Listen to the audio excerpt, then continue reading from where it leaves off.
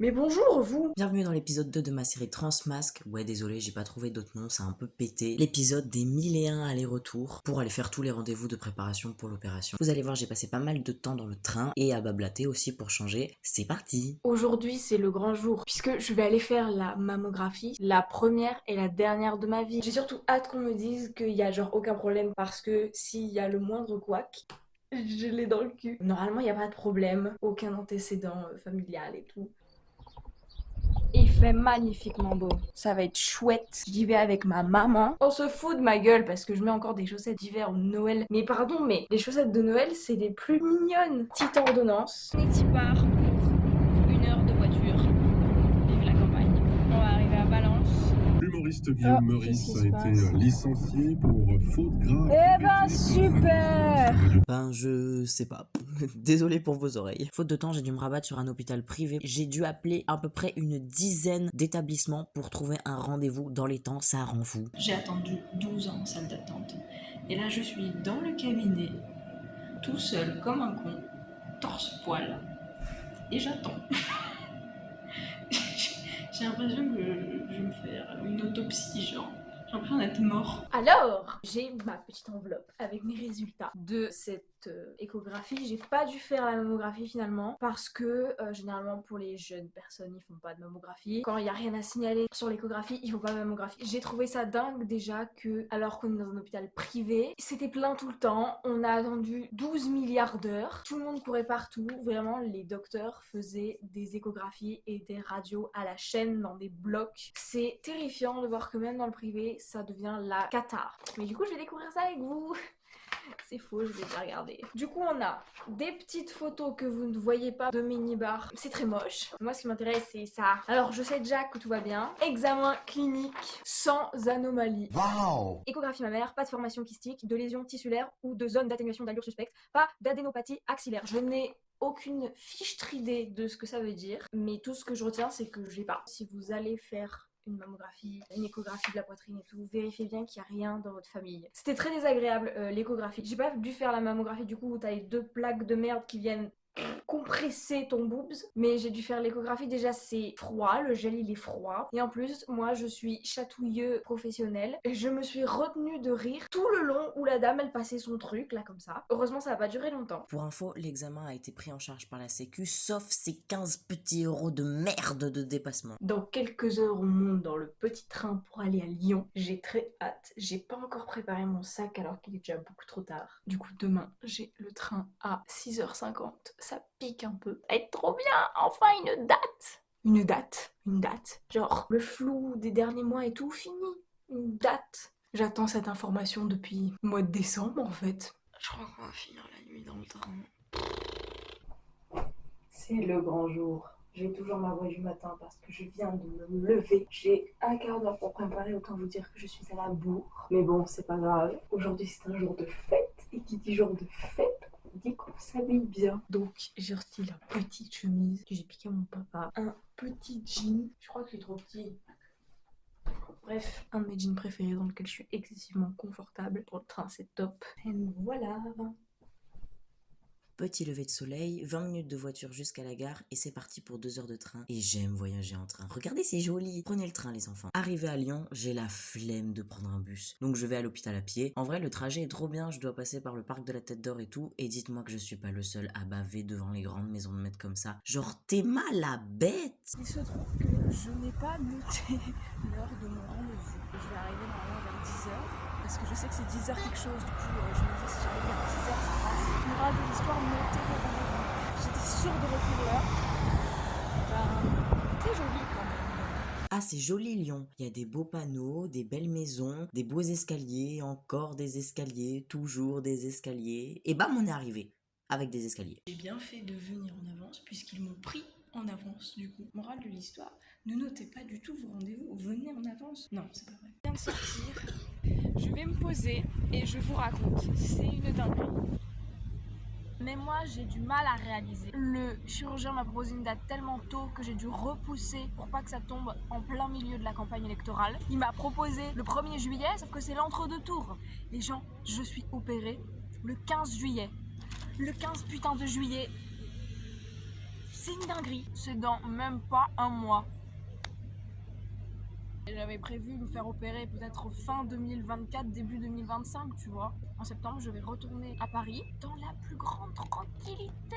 Je me sens hyper chanceux parce que je n'aurais eu à attendre que quelques mois. C'est dans un hôpital public, d'accord, mais c'est en activité privée, donc je paye. Si j'étais passée par les créneaux publics, je sais que j'aurais attendu 1000 ans. Hein. C'est quelque chose dont je suis conscient. J'ai beaucoup de chance. Je peux me payer un service privé. J'ai le temps de faire les déplacements et de payer les déplacements parce que le train, mine de rien, ça finit par coûter cher. J'ai la chance d'être hyper soutenue, vraiment ma famille toujours là, ma mère toujours là. Si j'étais née dans une autre famille, dans un autre pays, tout aurait été tellement plus compliqué. Et là vraiment je suis en train de me dire que la vie va être belle. En fait, je n'arrive pas à réaliser. Mon cerveau n'a pas compris, je crois. Je vais faire ma convalescence chez mes parents.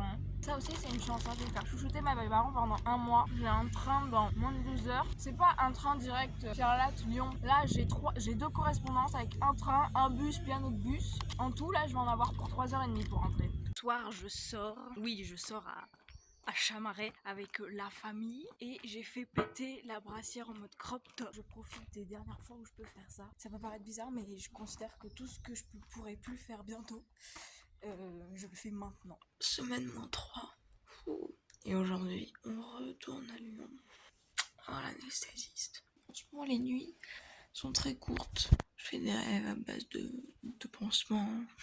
Je veux juste que ce soit fini. Puisse penser à autre chose. Le saviez-vous, si vous faites une anesthésie générale, vous allez devoir remplir un formulaire de prévention pour savoir si vous buvez, si vous fumez, si vous faites du sport, jusque-là assez classique, si vous avez des problèmes d'articulation, si vous avez déjà eu une phlébite, si vous avez des problèmes de digestion, des problèmes de dents. Une anesthésie générale, ça peut vous niquer les dents à skip. Si votre arrière-grand-mère est morte d'une crise cardiaque, bref, sortez le carnet de santé et les avis de décès. C'est très bien passé. L'anesthésiste c'était pas hyper bavard. Rendez-vous avec lui, ça a duré 5 minutes à tout péter. J'ai même appris que j'allais avoir une anesthésie générale et une anesthésie locale, les deux. Je sais pas pourquoi. Et après, j'ai dû faire une prise de sang. Ils m'en ont fait 2, c'est fou du bus. 2 piqûres. Dernier rendez-vous à Lyon. Putain, je suis content. Ça veut dire que la prochaine arrivée à Lyon, c'est le jour de l'hospitalisation. Il se trouve que j'aurais peut-être dû le faire avant, mais je dois téléphoner pour avoir mon vêtement compressif. Je ne pensais pas que ça serait si cher. Et apparemment, là, c'est même pas le bon prix. L'addition finit par monter, hein, on est toujours content. Attendez, je vous installe. J'aurais dû le faire déjà un petit moment. Est-ce que je l'ai fait? Ben non. Santé, bonjour. Oui, bonjour. J'ai une intervention chirurgicale prévue à l'hôpital de la Croix-Rousse et on m'a dit de vous appeler pour commander une brassière de contention. Ça pose pas de problème. Quand est-ce qu'il y a lieu votre intervention? Le 15 juillet. Vous pouvez passer nous voir et puis comme ça on vous prend vos mesures et vous repartez avec votre article. D'accord. À l'hôpital, on m'avait dit que la boutique viendrait directement me filer mon gilet. Donc là, mon cerveau est juste en train de savoir comment, en 6 jours, il va retourner à Lyon juste pour aller prendre des mesures pour un gilet. C'est la panique.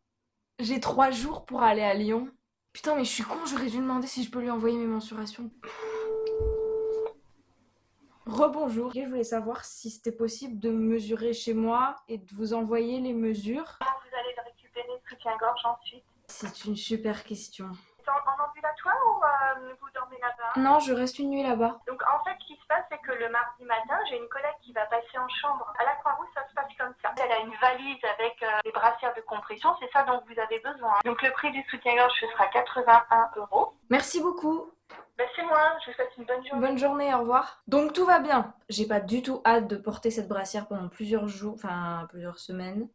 Bon bah ça c'est fait. Va falloir que j'aille faire ma séance de sport, mais avant, il faut que je range mon bureau. Je vous jure qu'il n'y a aucun ouragan qui est passé dans cette chambre. On est mardi 9. Les élections législatives sont enfin passées. Je pensais tellement pas que les dates de l'opération allaient arriver si vite que ça m'a fait un peu bizarre. Et en même temps, comme on était en pleine campagne législative, j'avais pas trop le temps d'y penser, ni moi, ni mes parents. Là, ça fait 2-3 jours où, au plan politique, un peu rassuré quand même si on sait que quand même les résultats de l'extrême droite font un peu beaucoup flippé quand on a vu les projections des sièges de l'extrême droite. Est-ce que l'extrême droite va passer au pouvoir et du coup est-ce que nous on va être en grande difficulté plus qu'on ne l'est déjà? En vrai je me disais pas ils vont annuler mon opération par décret en une semaine, c'est pas possible. Mais par contre le fait de dire est-ce qu'ils vont changer les lois pour les changements d'état civil et tout ça, c'est une vraie crainte. Maintenant il y a l'aspect personnel. Moi j'avais pas eu le temps encore de penser à comment l'opération allait se passer. D'à la fois j'ai hâte, en même temps j'ai un peu de mal à me projeter le jour de l'opération. Ça se voit que c'est confus parce que même moi je suis pas capable de le dire avec des mots simples. J'ai l'impression que dans ma tête ça s'est beaucoup accéléré. Genre pendant plusieurs mois j'avais hâte de l'opération mais j'arrivais à supporter le fait d'avoir encore une poitrine, de me dire que c'était temporaire, que ça allait aller mieux. Je suis à contre-jour là, non? C'est bien pratique ça. Pendant les mois et les années là qui sont passées, j'avais vraiment ce truc de je peux quand même vivre avec une poitrine même si à long terme c'est pas possible. Et j'avais notamment ce truc de en profiter. Et du coup par exemple là, pour un petit travail que j'ai dû faire, j'ai eu à disposition un appareil photo d'extrême qualidad. Je me disais pendant un certain temps, tu vas en profiter pour faire une sorte de shooting photo un peu fait maison avec les talents de photographe que je n'ai absolument pas. Comme ça, tu auras un souvenir. Et en fait, je me suis retrouvée à avoir l'appareil photo et ne plus avoir du tout envie de faire ce shooting, tout simplement parce que j'en suis arrivée à un point où ma poitrine, je ne peux plus la voir en peinture. Jusque-là, mon rapport à ta poitrine était surtout conflictuel en public, quand il fallait aller voir des gens, quand il fallait sortir, quand il fallait que j'aille travailler au bar, etc. Je sais que je passais beaucoup de temps à avoir les bras croisés devant le buste pour la cacher aux gens. Et maintenant, je me rends compte que je le fais même quand je suis tout seul. Je continue à faire mon sport en brassière, mais ça m'énerve. Je supporte plus la sensation de la brassière sur la poitrine. Pendant la douche, c'est compliqué aussi. J'essaie de plus baisser le regard, par exemple. Je suis très contente que l'opération ne soit que dans que quelques jours. Putain. On compte en jours là, ça me paraît un peu fou. J'ai un peu l'impression d'être en sursis alors que je dois faire des trucs hein. Par exemple, cette semaine, j'ai des fêtes de famille. Je vous avoue que j'ai un peu peur. Déjà parce que personne ne sait que je vais me faire opérer. Donc je sais même pas si je vais en parler ou pas. Je vais avoir des personnes qui vont me dire « Ah mais quand même, t'es pas très habillée en fille, tu pourrais faire un effort. » Et patati et patawette. Je sais pas comment je vais justifier le fait que pendant plusieurs semaines, je vais voir vraiment personne. Par contre, ce qui me rassure énormément, c'est que je me projette que en positif après l'opération. Je sais que je vais avoir une convalescence plutôt tranquille grâce à mes parents. Et même dans ma vie quotidienne, j'arrive enfin à me dire que ça va être que mieux et que la vie va être belle quoi. C'est tout con, mais sur les questions des fringues par exemple, aujourd'hui il y a plein de fringues que je peux pas mettre. D'ailleurs j'aimerais trop vous montrer ces trucs de fringues que j'ai trouvés pour vous expliquer un peu dans quel mood je suis sur les... Aïe! Sur les habits. Attendez. Tadam!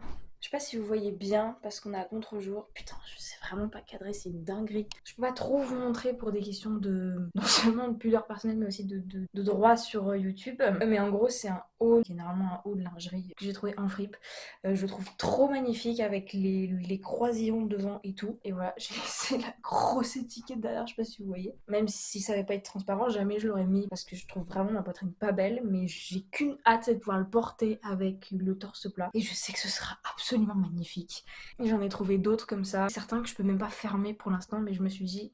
Après tu pourras les fermer et après tu pourras les mettre. J'ai juste trop hâte de pouvoir enfin m'habiller comme je veux, de pouvoir faire la vie que je veux, que j'attends impatiemment. Moi j'ai de la chance parce qu'avec les délais qui ont été assez courts pour moi, j'ai eu que ce mal-être physique pendant quelques mois et quelques semaines en fait. Et je pense à toutes les personnes qui ont dû, à cause des délais, à cause de l'argent qui leur manque et tout, continuer à vivre avec un mal-être corporel, je pense souvent bien plus élevé au mien, parce que même moi s'il y a des moments qui sont un peu compliqués, globalement ça va quand même. Il y a des personnes qui vivent avec ce mal-être tous les jours de leur putain de vie pendant des mois, des années. Franchement, vous avez une force folle. Je sais pas si j'en aurais été capable, moi. Et comme d'hab, hein, bravo les trans, hein, on est les meilleurs, hein, moi j'ai décidé. Pour avoir mon petit torse tout beau, j'ai dû reprendre le sport. Ouais. Pour avoir une base sur laquelle la peau va pouvoir venir cicatriser. C'est pas obligatoire du tout, mais ça peut permettre de meilleurs résultats. Donc je m'y suis collé dès le mois d'avril, de façon plus ou moins régulière. Mais regardez-moi cette dégaine. Parce qu'on a trop de swag.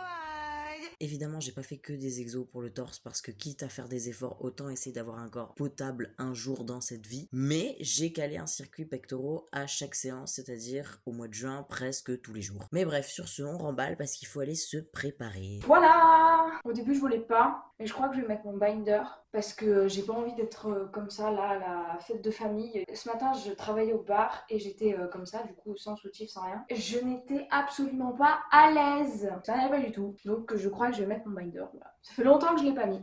C'est cette merde, voilà. Je sais pas si vous voyez bien parce que la lumière de cette pièce est catastrophique. C'est une brassière rigide qui aplatit la poitrine. Ça fait extrêmement mal au dos et ça tient vraiment chaud. C'est un peu mieux, voilà. C'est pas extraordinaire, surtout que ça glisse. Vous voyez que même avec une chemise, ça fait pas plat. Et puis ça fait vraiment une forme de buste que je trouve bizarre. C'est pour ça que même si je l'ai utilisé pendant 2 ans, j'ai jamais trouvé ça satisfaisant en fait. J'attends de pouvoir partir et je suis allongée depuis vraiment quelques secondes et je sens déjà que le binder, genre, il écrase la poitrine contre le torse. Et premier degré, c'est infernal de respirer. Ça fait mal aux côtes déjà de fou. Et là, ça fait quelques minutes que je l'ai mis, j'en ai déjà marre. Je sais pas comment j'ai fait pour le mettre quasiment tous les jours, plusieurs heures par jour. Essayez de pas faire plus de 8 heures par jour. Si vous le mettez régulièrement. Moi, j'ai largement explosé les quotas presque tous les jours pendant quasiment 1 an et demi. Je vais lui dire au revoir, je vais leur dire adieu même. Mais les adieux, ce sera au prochain épisode. Merci beaucoup d'avoir regardé celui-là. N'hésitez pas à vous abonner, commenter, liker, partager, bref, vous connaissez la chanson. Et on se retrouve bientôt pour le prochain épisode.